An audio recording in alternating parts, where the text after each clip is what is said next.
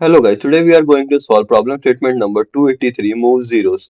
So basically in this problem we have to solve if the number of arrays if we have to take all the zero from the array to and move it to the back of the array.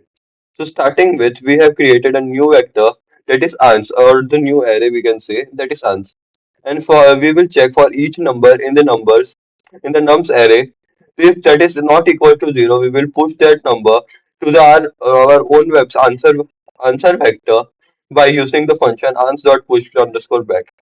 Then we will take the new size as equals to int n is equals to ans.size. That is a size of the answer. And then for that we will move from for I equals to zero to answer. So we will put each and every non-zero number to the forward by replacing them with a new number. Then for the rest of the number, we will put 0 because we know every other number will be 0 as we have already pushed the non-zero number forward. So for that, we will take from the size of the new array to the size of the original array and then push each and every element with 0. So basically, this is how we are going to solve problem statement number 283 move zeros.